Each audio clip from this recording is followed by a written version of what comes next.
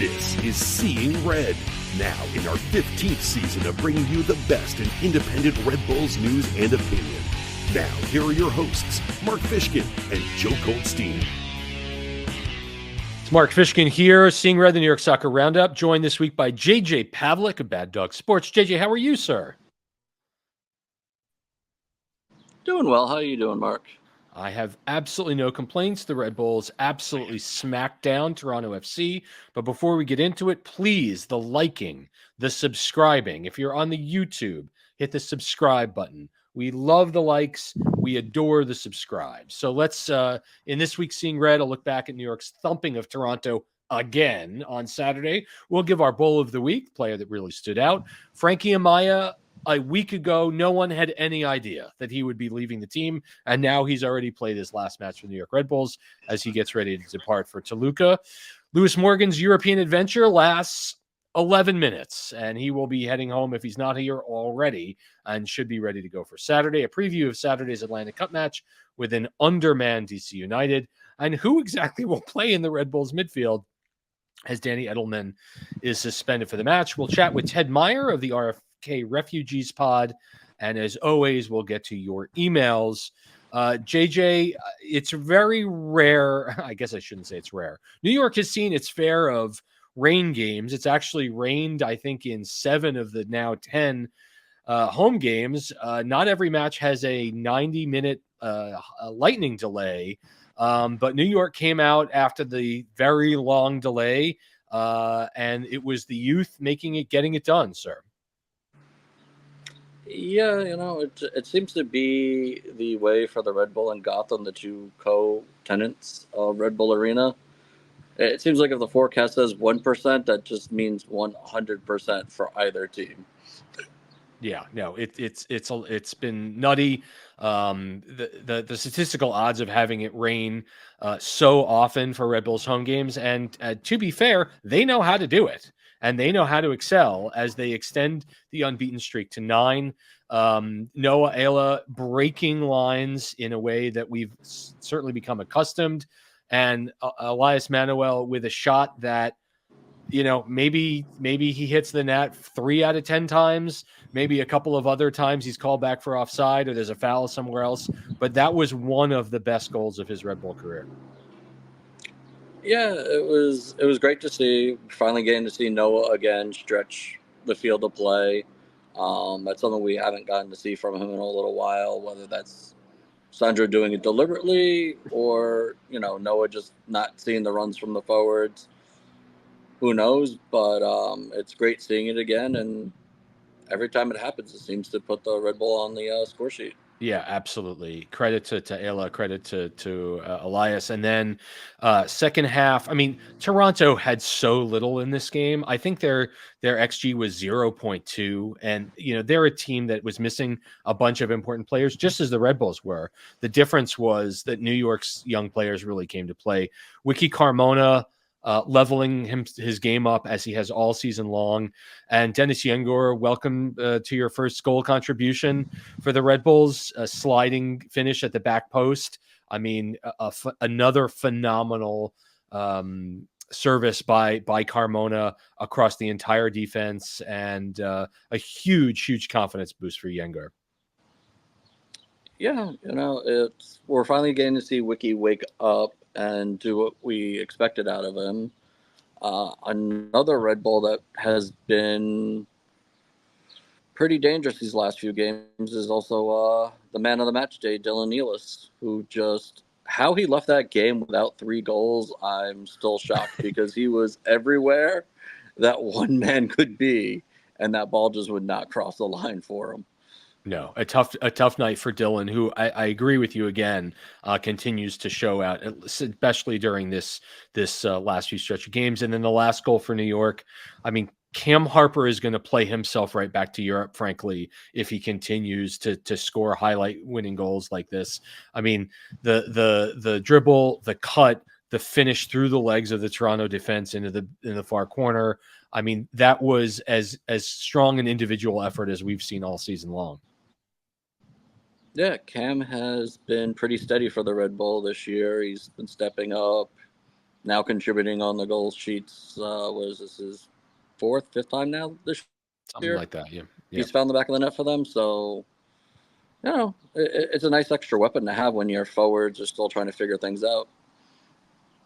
Yeah, right. That's right. And at a time when Dante still can't figure it out, to have another additional scoring threat when Forsberg isn't playing and when Lewis Morgan is away. I thought John Tolkien did a pretty strong job. I think this is one of his better efforts over the last couple of games. He bottled up Bernardeschi really well. Again, TFC's Italian stars are not producing. There was a time earlier this season that everyone was all smiles and these guys were scoring goals, but they've totally fallen off. And a couple of decent looks, but again, Ryan Mara did not have to do a whole lot, and Tolkien's a big reason why.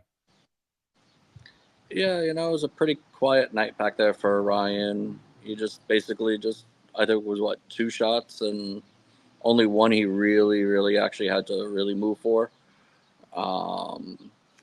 Toronto in the beginning of the year, yeah, they were good, but I kind of think they just fell back to where they were supposed to be this whole year. I don't expect to see them in the playoffs. John was a nice addition, but if we're being realistic with that lineup, it's not a lineup built to win anything. No, and not with the Canadian national team players away for sure. And so, these are the games that we've talked about this part of the season for a really long time, right? New York started off with a gauntlet of teams, right? They played Miami twice. They had Cincinnati. They got drilled by Columbus. This is the time of the year, as we talked about, that into Leagues Cup, where they just have to stockpile points. And this was a game against a lesser opponent.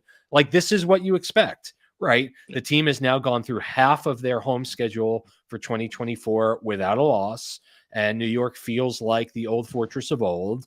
And, what made it even more exciting, I think it was 5 players 22 and under had impacts on New York scoring for the match. And it was, a peek at the future should these players continue to play. So that said, 3-0 clinical win. I've already heard your bull of the week is Dylan Nealis. Is that right?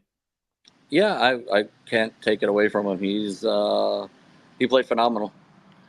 I'm going to give an extra one of mine to Elias, because as much as we ride the kid when he finds the woodwork, which he does frequently, if you're going to connect on a ball like that, and I mean, that's a highlight reel goal. It was nominated for goal of the week. I don't think it's going to win goal of the week, but it's another feather in the cap of the young Brazilian. And we all just hope, obviously, that he's able to find the confidence. He found the net, and can he actually build a scoring run? So thank you so much, Dylan and Elias, our Bulls of the week.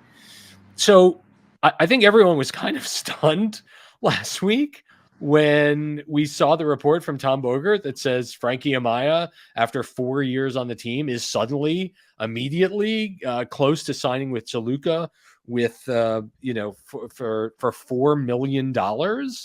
And we heard Coach Schwartz over the course of the week kind of say, yeah, he's a young player.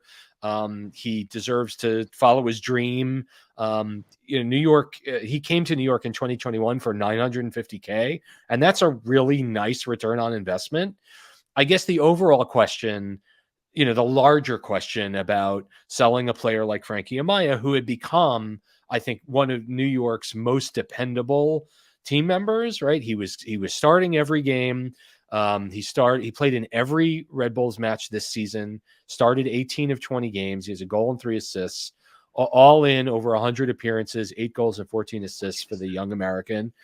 And I guess the question I have for you, JJ, is like, at what point do you say, you're too important a player, Frankie? We need you to stay. We need you to see out the year, versus letting this kid go and follow his dreams and playing in Liga MX. Yeah, just before Tom had broke it, I had gotten a phone call that Frankie was going to get moved, and was told not to mention anything yet because they wanted to do it a certain way. And it was like, okay, wow, I'm okay with that. Fine. It is what it is in this business. But at the same time, I was also still kind of shocked that it was the name that was given to me, and it's like, we're talking about the same kid, right? And they're like, yeah, no, it's him. He's going to Mexico, and this will be the price. And it's just like, okay, okay. Um, what I didn't expect Sandro to mention anything during that training session. Yes. It had already been known that he was going into his last game, but like nobody wanted to say it ahead of time for whatever reason. Which I do feel bad for the fans. I did have several come into the DMs and into the comment section going, What the why hell? did nobody tell us this? We had no idea why Frankie's getting emotional goodbyes and thrown 10 feet in the air. Like, we wanted to say goodbye and we didn't get that chance. Uh, it's really not on me to give you that chance. It should have been the club, but Right. And this you is know. this is a business. I guess the Mm-hmm. larger question that I have, JJ, is if you're Jokin and if you're Julian de Guzman, who fans just know that Julian de Guzman will be making his first media appearance as the head of sporting director for the Red Bulls this Friday at 12:30. So we'll have our first opportunity to sit down with Julian and really kind of understand this move and talk about other moves that we may see. But I think for Red Bull fans, it's like, great, you got $4 million for Frankie Amaya, who had become so important and steady for this team in a year when Peter Stroud is out for the majority of the season, and Daniel Edelman, gets physically abused every game. What does that mean? Are you so in on Ronald Doncour's upside that you're ready to do this, or with the transfer window opening next month, can we expect a quality replacement with that money? What's your view? Uh, Given that they were willing to pull the trigger before July with this, uh, I'm starting to lean that there's a certain rumor that's been put out about a certain midfielder who may be coming to the Red Bull. Okay. Okay. And the fact that it's Frankie that's moving, and that is the same spot that he would occupy if he were to come here. There's nothing Mm-hmm. official. It's still early stages, the last I heard with the talks, but it makes you wonder if that rumor has some bite to it now that Amaya is moving and he would be coming to play Amaya's spot.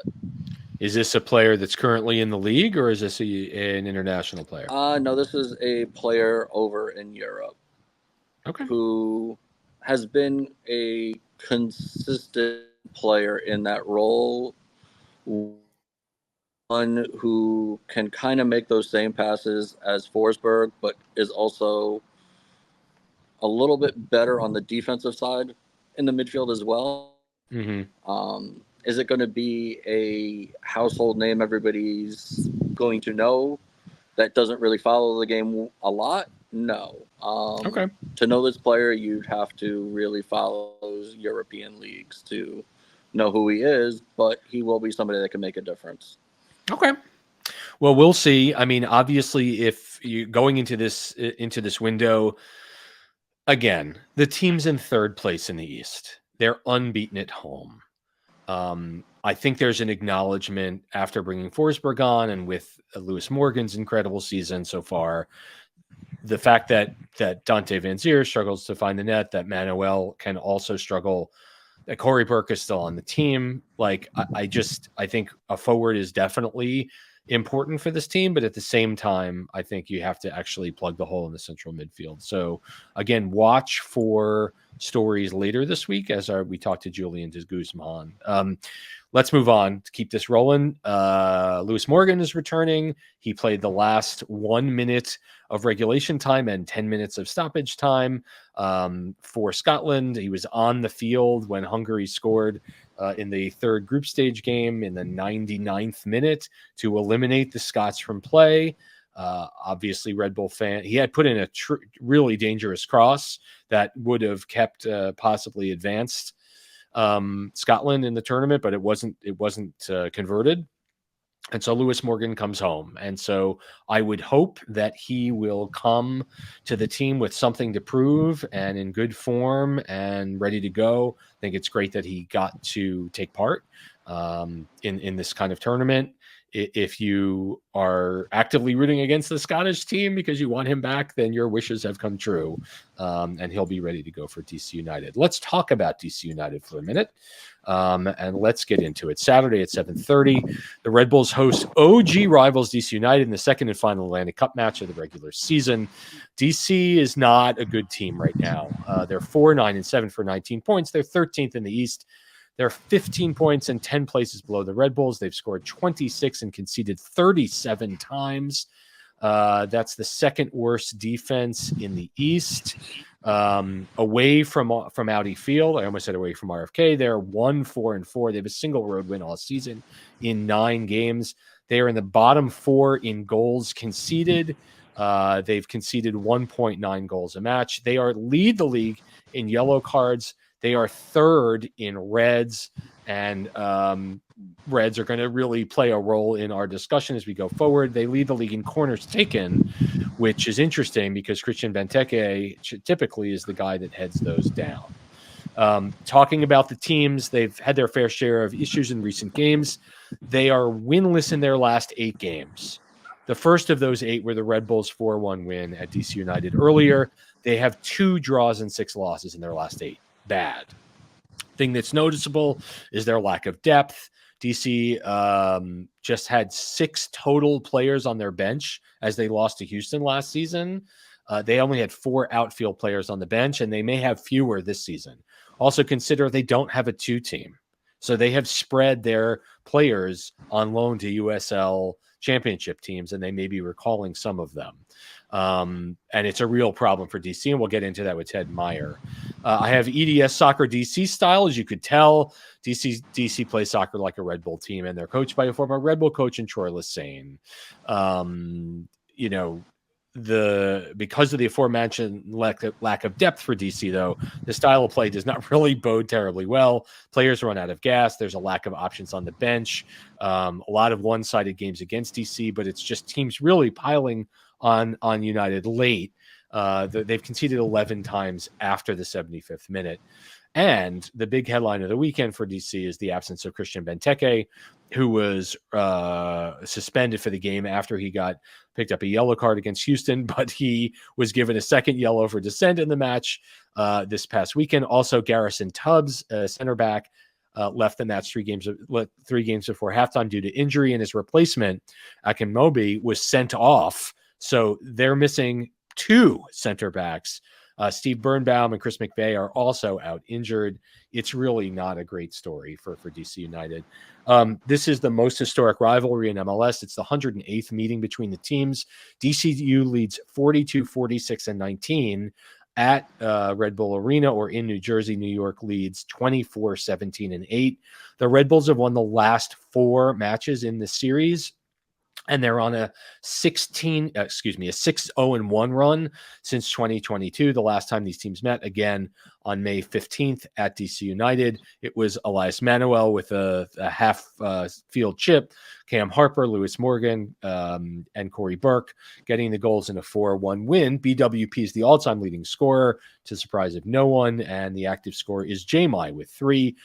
Missing players for the Red Bulls. Coronel will still be with Paraguay this weekend. Danny Elman is suspended after picking up his last yellow card. Will Forsberg be healthy enough to play? We'll see. And then, of course, Frankie Amaya, we anticipate when the Mexican window opens that his sale announcement. Again, missing for DC United, Benteke, Tubbs, Akinmobi, Birnbaum, Russell Knaus as well. And so what the lineup could look like for DC United, and again, they may have 3 or 4 subs. Alex Bono is a known quantity in this league. He has 2 clean sheets. He's allowed 32 goals. Aaron Herrera on the right, Matt Peltola, a Finn, and Lucas Bartlett, a young American, with a goal and an assist as center back. Pedro Santos, who Red Bull fans will recall, with a goal and 2 assists from left back. Christian Dajome, a Colombian, with a goal. Our old friend Jared Stroud is leading the team in assists. Of course, he won't have Bendeke to pass to, with a goal and 7 in the year on the season so far. Matheus Kilch, a Pole with 2 goals and 3 assists, is the other central midfielder, and Martin Rodriguez, a Chilean, on the left. And then up top, likely Jacob Morel, a young American, with a goal, and Ted DiPietro with 2 goals on the season. Again, it looks kind of dire, frankly, for DC United. And so I guess the question is, JJ, New York, in theory, is getting Lewis Morgan back. They're playing at home. They're unbeaten in 9. They haven't lost to this team in 3 years. This is one of those matches where you could call it a trap because all of the indicators are pointing towards Red Bull winning. And yet these are games where New York has in the past played to the level of their opponent. And so my question, my friend, is what do you expect Saturday at Red Bull Arena? What I expect is Toronto times 2 or 3. That's what should happen. But as you stated, this team, for some reason this year, has played down to their opponents when they're sub 500. Toronto was the exception in the last game where they did what they were supposed to do, which was beat up a bad team. No offense to Troy, he's a great guy, but he just doesn't have a roster that should be able to compete, even with missing Forsberg in the lineup for the Red Bull. Yes, Troy does know this team. He has a little bit of insight, but if we're being completely honest, this isn't the Red Bull team that Troy saw when Troy was here. I know a lot of fans like to say that the Red Bull play the Red Bull way. This year, they really haven't played the Red Bull way. The Red Bull way shows its face maybe 10 to 15 minutes of each game. A lot of this is Sandro's system, and I think the Red Bull are giving him the leash to continue with it and not push the Red Bull way so much because it's been successful. Yeah. So I fully expect another 3 points off of DC. But yes, there is that sad reality that this could be a 1-point game for the Red Bull if they don't come out and take care of business. Yeah. And the question is who are playing at the 6s, right? If Emil Forsberg is ready to go, or frankly, if Lewis Morgan comes back and is ready to go, I see Ronald Doncourt playing next to Wiki Carmona. And I know that Carmona had a really strong last few games playing that outside 10 role in the Red Bulls bucket midfield. But with Edelman suspended and Amaya gone, I mean, I don't know who else you put there. I mean, you want to make sure that, yes, DC United will have likely kind of a dilapidated attack, and their main talisman, Benteke, who has a number of hat tricks this season, is not playing. And so, I mean, you can make the argument, a good opportunity for Doncourt to get more reps, right? He had his first MLS start last time. I thought he did fine. If the team really sees him as the 6 of the future, then so be it. But I like Carmona's versatility here. He just has to make sure he doesn't stray too far upfield. What do you think? This is a type of game where you don't have to worry about Benteke, so you could maybe do Doncourt. You could possibly try Julian Hall. You could even maybe, if you really want to go crazy, put Cam Harper there, who he's not really known as much for his passing, but he can dribble well. He reads the field well. He can find his teammates. And it's just another weapon coming out of that midfield towards a goalie who's going to have a back line that he's never had to count on before. You might wind up surprising some people. It's going to be tough. Like, we all expected it was going to be no Edelman after he got that yellow. Right. Frankie was kind of like that wrench that was thrown in there. But the good thing is they do have some players that, while they might not be 6s technically, they could fill the role until that 6 comes in the window, hopefully. All right. You have a prediction? You've already told me you're expecting 3 points. You want to give me a score prediction before we head on out? Jeez. The fan side of me says it should be like a 5-0 game, 6-0 game. But having watched this team and how many times they've played down, I'm going to go 2-0. I think the return of Lewis Morgan is going to absolutely help this team.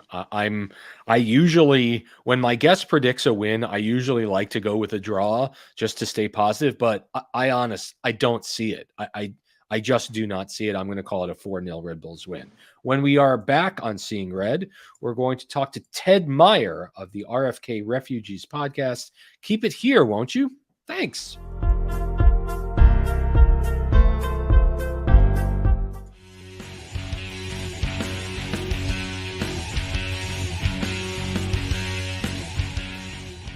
Back at Seeing Red, the New York Soccer Roundup. Red Bulls getting ready to face the old enemy, and that is DC United.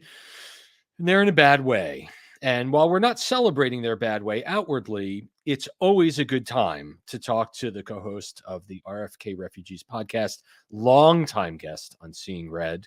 And joining me in the What's That on Your Face Club, it's Ted Meyer. How are you, Ted? Doing okay, Mark, I guess, to say the least. I'm about to go do my own show where I talk for an hour, and apparently I'm a gluttony for punishment because I want to talk about DC and their current state for an extra 15 minutes. So, yeah, not ideal to have to do. DC United's picked up 2 points in their last 8 matches. Can you please summarize? I mean, we saw firsthand with a 4-1 beatdown at Audi Field. And you guys haven't won a match since. What's gone wrong over the last 2 months here for your team? I mean, the biggest thing with this team has been, it's been a combination of things. It's been injuries. They've lost, they just got Steve Birnbaum, longtime center back, and then he re-injures the same knee that cost him almost the entirety of last season. And all the way through this season. We lost Christopher McVeigh, who we picked up from Miami, another center back.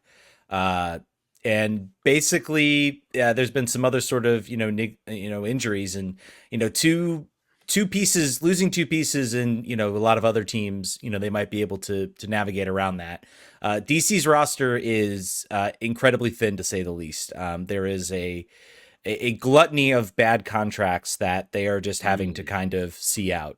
They just dumped one in Mohamed Yaz, or did a contract buyout on him. So that's one contract gone, but the replacement is, not confirmed yet, but it seems, all the reputable sources are saying it's pretty much a done deal. They're going to have a left back, but that's not till July 18th. So they're kind of stuck playing, Dahomey in that position, or whoever else they can really find to kind of fit that role. They don't really have a natural left back. So it's been a combination of injuries. It's been a combination of, I think, some players maybe regressing a little bit. I think teams kind of figured out, if you stop Benteke and you basically deny him, you're going to lose the battle. You're going to lose the battle when the ball's played in the air and it's right to him. Very few players in this league are going to be able to contend with that. So you lose that battle, but then you really try to prevent him from really getting any sort of service, or really getting DC any sort of width where they can, serve the ball into the 6 where he can be. And that's really been sort of the recipe for success.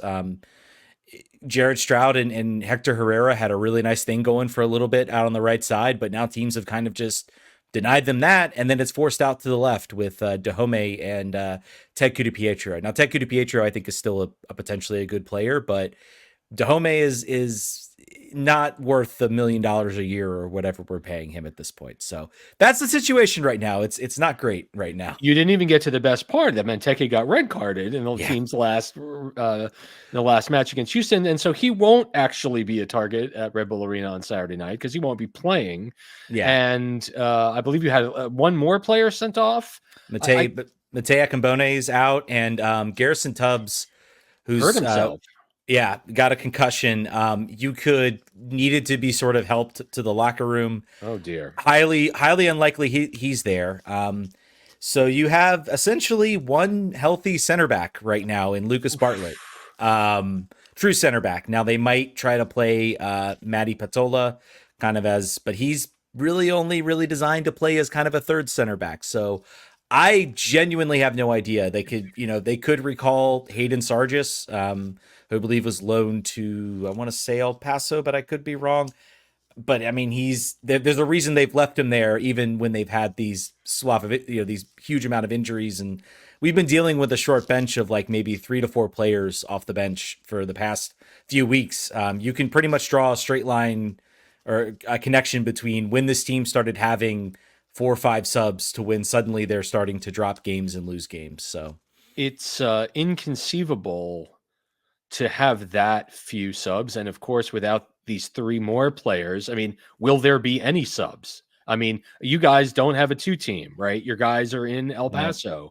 So like, are you calling the league and saying, get Chris Kanopka on the phone? Like, what is there like, can you like the ball fields outside of, in suburban Virginia? Like what do you do here? I genuinely have no idea. Now there is, maybe you get they've had a couple players I think out in Christian Fletcher and Jackson Hopkins. Maybe they're healthy and good to go by match time. I don't know if they're maybe healthy or good enough to start. They've been out the past couple weeks.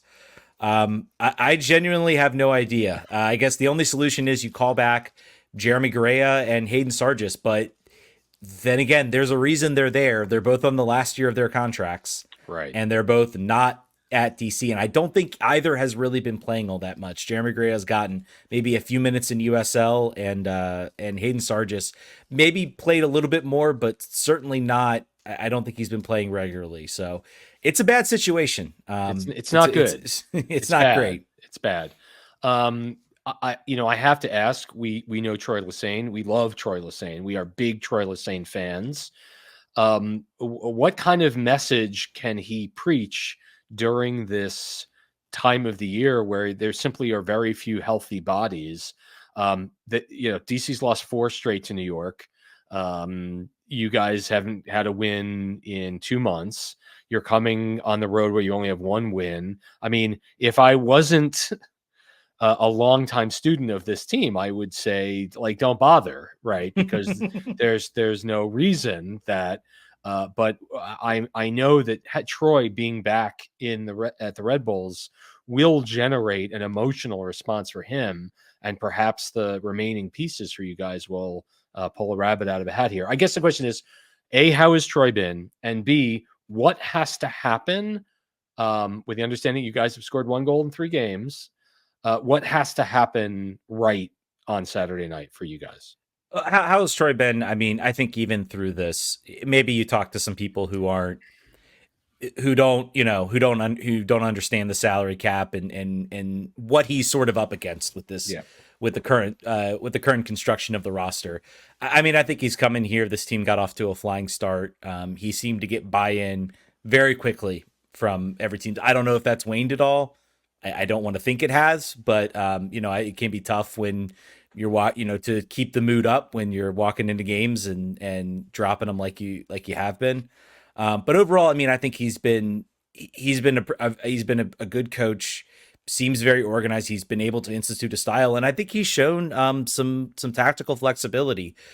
Despite the 4-1 scoreline, DC for 50 minutes were the better side against Houston. They switched things up. They moved out of the 3-5-2 that they've been playing. They switched to a 4-3-2-1.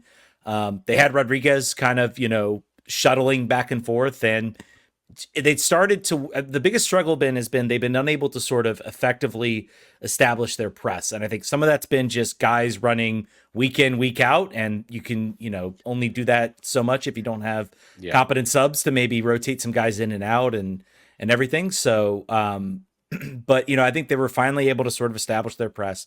They got the first goal. They got a couple of opportunities. And then, a 17-year-old defender steps in for a concussed Garrison Tubbs, gets a tough handling call, and then also kind of maybe is at fault for the second goal as well. So, and you're down 2-1, and then the team just kind of fell apart mentally. Right. Your captain gets red carded.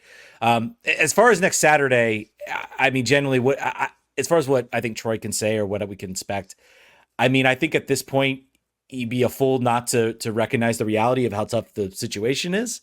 I think what I hope he's doing is that, and maybe this might not resonate well with certain players, but that this is a long journey. And I think they've been saying that even when this team was doing well, right? Like Don't get too high, right? Yeah. This is not a finished product. This isn't even a half-baked product at this point. Like, this is very much the beginnings. It's going to take time. There's a lot of dead weight and contracts this team has to get through. A lot of hopeful depth they can find. Like you said, and also it sort of encompasses why this team is where they are and why they've struggled so much. They've been weighed down by poor decisions. Poor decisions sometimes outside of the game, in poor decisions in roster making too. This team went out the 1 year for Wayne Rooney, I think might be one of the most disastrous coaching hires ever. Yeah. They signed a lot of short-term deals, not a lot of long-term thinking, and they're kind of in the, this was supposed to be Rooney's second year, I think was the thought at the beginning of the year. Right. Is there a 2-team coming? I know obviously the contracts and the league and Loudon and, focus on the stadium and is that happening for you guys? Presumably it is. The team has this, the team wants to put their 2-team in Baltimore. That is where they want to do it. Now they need to get a stadium and they need to get land to go do that. Totally easy. Yeah. Yeah. No problem.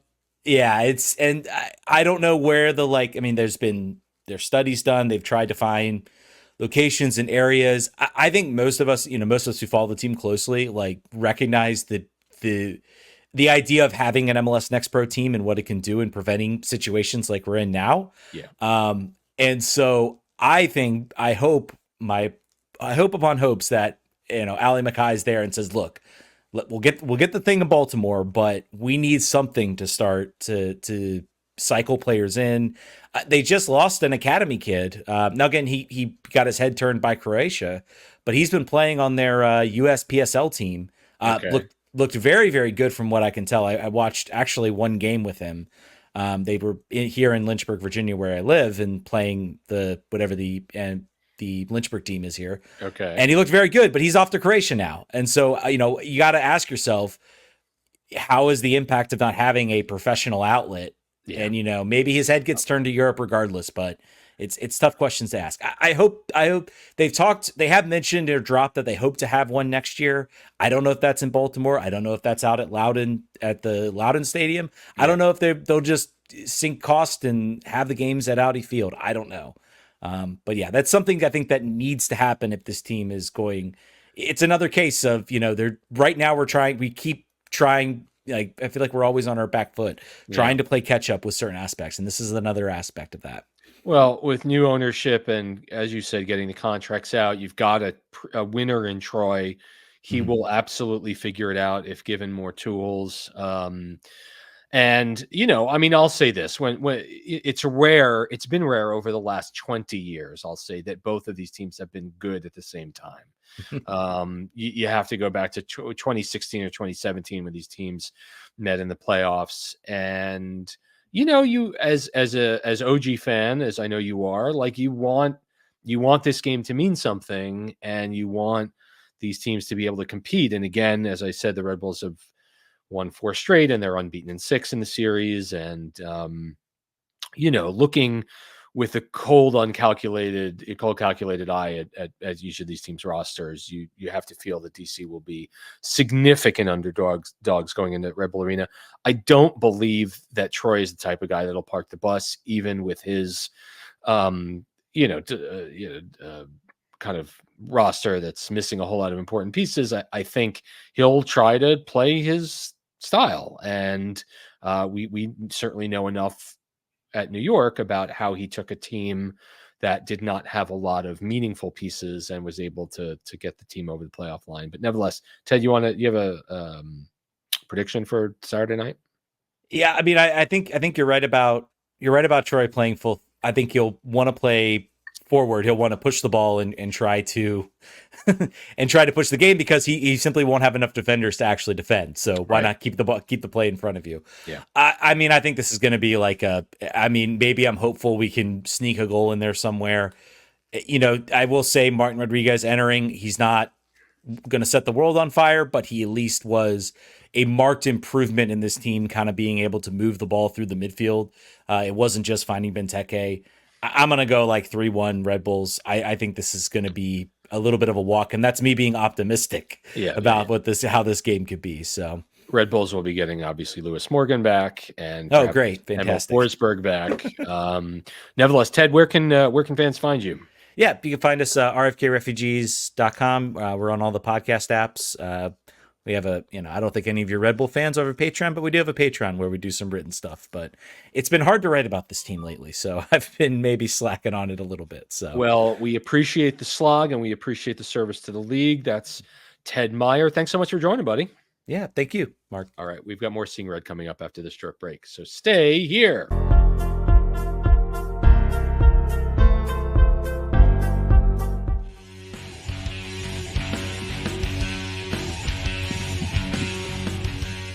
We are back at Seeing Red, the New York Soccer Roundup. Our third segment is emails. You know how this works. Write us, won't you, at seeingredny@gmail.com. A lot of good emails, some older emails as well.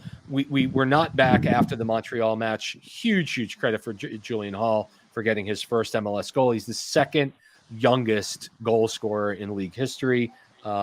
Tremendous. And with that, Wallace Candido, who wrote after the Montreal game and not after the Toronto game. Wallace says, I completely understand we're missing our top scorer in the heart of our midfield. Gaining only 2 points in the last 3 games against bottom half teams doesn't reflect well on what I believe could be a title contending team. Our backups and bench players need to be able to close out these games. That said, we saw great resilience from the team on Wednesday, and props to Julian for getting on the score sheet. The game again at Montreal was really a good, bad, and ugly kind of game, right? Bad going down 2 goals in the first half, good storming back in the second half. The team was so much better in the second half. And ugly in terms of Dante Van Zier. And I know the ball was offside, but I mean, Dante so in his head, just can't get the ball off his foot right now. And so you say to yourself, New York should have won that game 5-2 with all the chances that they had. But nevertheless, I still, as Wallace says, this could be a title contending team. And it still could be. And there's no reason you have to be in first place in June in this league to win a title. What you need to do is get reps, get better. And what we saw against Toronto is the kids doing everything they needed to. Yeah, it's that Montreal game was disappointing. We should have gotten the W there. Yep. Dante, I feel for him. Like he's making the runs, he's opening the space, he's finding his teammates, he's creating dangerous chances. But whether he's just a little mishitting or his shots are getting blocked, it's just, for some reason, the ball just does not want to go in the back of the net for the kid. And, it's hard to watch. I understand with Sandro, like, it's not like a certain other team that shares part of our name, where their striker he's beyond having mental problems at this time, finding that. Dante, the kid's doing everything right. It's just the ball just hasn't found the net yet. And hopefully maybe a game like DC will boost his confidence and a couple will go in and we won't be talking about whether Dante can score in bunches anymore. We'll see. All right. I like it. Thank you, Wallace. Here's Chris Brandon Whitaker, who writes, Mark and JJ, thanks for carrying on with the pod. You're practically the only Red Bull show in town. I assure you that there are other shows, and while I will not direct you to them, there are other shows. With Forsberg and Morgan out, how do you see how thin this roster is? The quality simply isn't there. This was also written, I think, before the Toronto match. The team needs at minimum a DP striker, a TAM number 10, and a TAM 6'8", just to stay near the top 4 playoff line. What are your thoughts on what's needed to stay competitive? Is there any chance you could interview Julian de Guzman, which we will do this Friday at 12:30? I'd like to find out, says Chris, if he really exists. He does. I have met him. He's lovely. What he's actually doing and how he's going to prove this weak roster. Let's go Red Bulls. That's Chris in Kingston. Again, written before 5 22-year-olds led the charge in a dismantling of Toronto. And I am under no illusion that a team of 22-year-olds are going to contend with Miami and Cincinnati in the East. But consider, once again, the team is third in the East. They are something like sixth on the Shield table, sixth or seventh. They're doing just fine for where we are in the season. I agree. I like the idea of a DP striker, a TAM 10 and a TAM 6'8". I think for me, the DP could be anywhere on that list. I don't necessarily think the DP has to be the striker. I think there's plenty of opportunity. What do you think, JJ? I agree with you. The DP slot doesn't have to go to a striker. It could go to a midfielder. Could even go to bolster the back line. Not that the back line has been bad this year, but we have seen that they do have some games where, things just aren't going their way. Honestly, like if they could bring in a consistent striker, then I'd probably see Dante becoming like a false 9, maybe the 10, sharing time with Dennis out there. Because look, if we're being honest about Dante, he has been creating chances. He just hasn't been able to finish his own chances. So I could see them going more with bolstering the midfield, especially with how heavy Leagues Cup and everything else is going to be on top of the schedule. Yeah. I have faith that Dante, either this game or in the next couple of games, will find himself again and be able to carry that load for the forwards. Elias, we knew from the beginning what we were getting with him. He was never more than a 5-6 goal scorer. He was just there to beat down on center backs and cause openings. Yeah. Same with Corey Burke. He's a big physical forward. Yeah. Is it nice to see him on the score sheet? Yes. At this point in his career, is it expected? Absolutely not. He's kind of just that coach's hammer. Like, I need to tire down the center back, so go out there and beat up on them. Which, one could make the argument, maybe start Corey, let him beat up those center backs, right? And then maybe that's right. That opens up a path for Dante, gives him a little bit, maybe gives him that extra split second that he seems to be missing. Maybe. Who knows? I like it, but I'm sure Sandro will figure it out. He's a smart guy. He certainly is. Thank you, Chris. And I think that perhaps JJ was reading ahead, because here's John Panessa's email that says, "Hello, Mark and company. I'm writing this before the Toronto match, but I doubt this will change after the weekend. Before I get negative, it was amazing, and I'm so happy for Julian Hall getting the equalizing goal. I was overall happy with fighting back after a dire first half at Montreal, but it was never more apparent our need for a striker or two. Manuel simply not good enough." Who hit a banger. USMNT hero Corey Burke literally looks like he's being held together by bandages like a big robot, and Van Zier typically does a lot right except for the finish. I have 2 questions. While Van Zier's finishing was horrible, the man can build up play and set others up. Do you think and do some good work? I really don't see us getting rid of him, but assuming we get the mysterious 9, could we see him as a role as a false 9 or attacking midfielder? Again, just what JJ said. Do we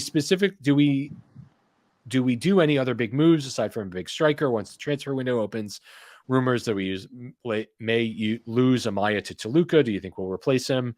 Assuming the 9 fills the third DP and we've used our 2 U22 spots and can't use the third yet, correct? Do we have the money and space to spend to get a solid replacement? Thank you, John. We've spoken about all this so far during this episode. I did want to get your email in. Yes, obviously Amaya is leaving, and I don't think we're necessarily going to see anything. We can't bring players in. We can't transfer players in until the transfer window opens, and that's July 17th. So there's nothing to do. The Liga MX, their transfer window opened today. It's just the way it is. And so they can add players. But thank you for your note. And then lastly, Nathan McCarter says, firstly, thank you for everything you do to keep the Red Bull fan base informed and knowledgeable. I look forward to listening, now watching the podcast every week, and you produce the most in-depth coverage by far. Thank you. My best goes out to Joe as well, hoping for a speedy recovery. Indeed.